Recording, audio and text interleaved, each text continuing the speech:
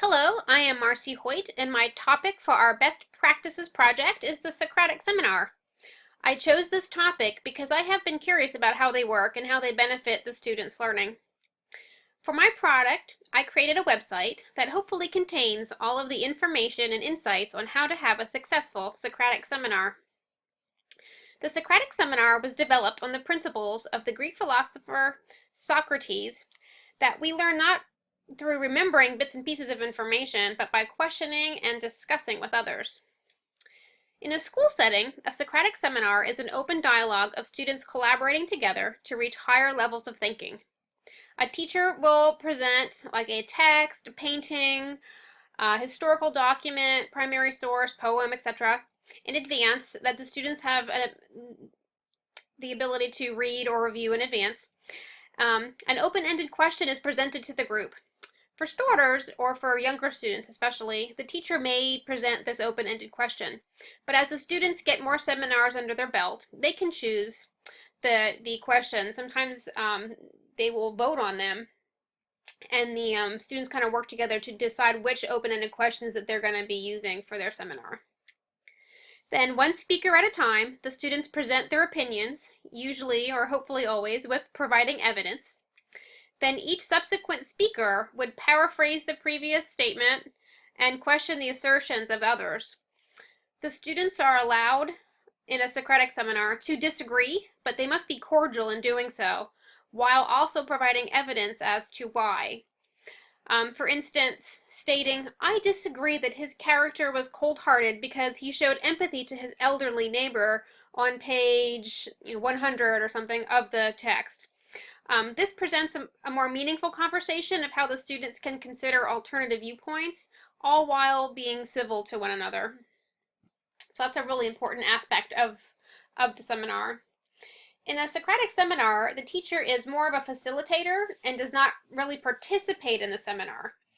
The teacher is an observer as the seminar is run by the students. On the home page of my website, you will see, let me scroll down, the roles of the teacher and the roles of the student.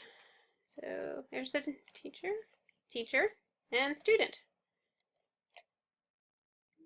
And you'll see, you may notice that the students have more responsibilities than the teacher. You can see there's a much longer list there.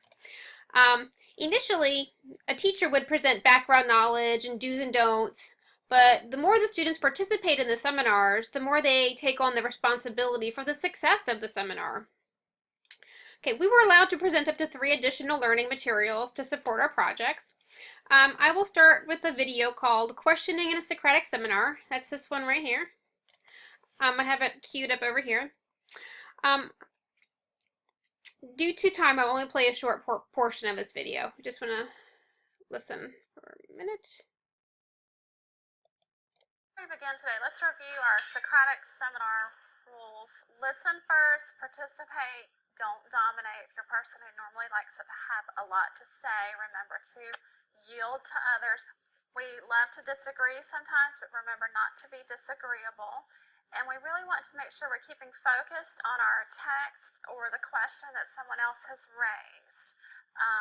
And also, you all are very good at this, but remember not to talk over or under. You don't want to talk to your neighbor. We want to address the whole group, okay? Okay, I chose that video because it shows a real live action Socratic seminar in action and how the students relate to one another and question. So I really hope you go back and watch the whole video if you have time. I mean, for me, watching the videos of the actual Socratic seminars in action really helped me personally to get a better understanding of how they work. So I hope that they do that for you as well. Okay, next, my website, scrolling up, is lesson plans. Okay, here under lesson plans, you will see I have broken down the examples into general age categories: high school, middle school, and elementary. Due to the open concept of how Socratic seminars work, you could essentially scaffold many of these into various complexity to help suit your needs. These are all links. If you click on them, they are all links, and I have 4 different ones for each of the 3 grade levels here. Okay, another additional learning material I wanted to point out is from Read, Write, Think site from the National Council of Teachers of English. That's this one. That also is linked on my site as well. I really like this one because they provide like practical tips and resources, and they also have lesson plans as well. And they also have them listed by grade level. There they are. There they are. You know, tells you the appropriate grade levels for the different ones. I will say this one here says grades 9 through 12. Definitely, that one is definitely high school. I wouldn't go below on that one for that. The next tab on my website is standards. I love standards. Okay, here they are.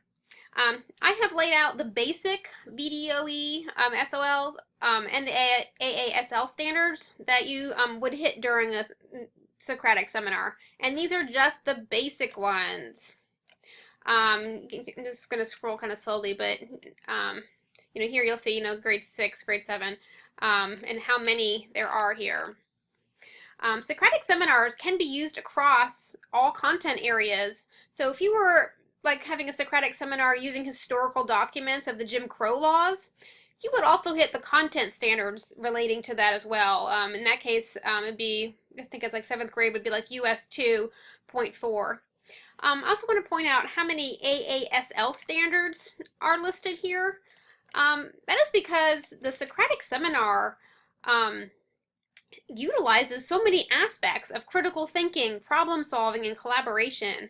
And if you recall, just a few weeks ago, we were learning about the Common Core, and we used this P21 Common Core toolkit, and it had the 4 C's. The 3 of the 4 C's were critical thinking and problem solving, communication and collaboration, which also just goes hand in hand with a Socratic seminar.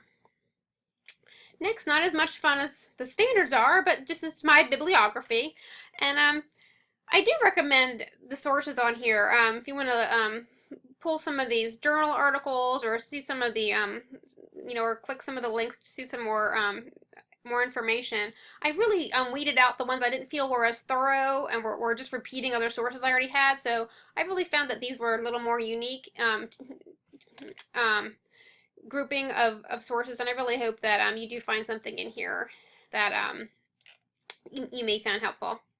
My final tab is frequently asked questions. I have listed some of the initial questions I had going into the research of this topic, as well as others that I thought may be more helpful. There are links provided to provide more in-depth answers as well. My final additional material is another video. It's this one right here for the teaching channel. I have it queued up. And I chose this one because it explains another technique used in a Socratic seminar. Okay. So let me just start that now. Okay. I conduct my Socratic seminars with an inner and outer circle. My experience tells me that discussions are most effective when there's a critical mass of between 8 to 13 students in a circle. That allows every student to have multiple opportunities to speak. It's really good that the figurative language can mean multiple things. As they're working, they have a partner on the outside circle who's observing, taking notes on their conversation to give them ideas about where to go next.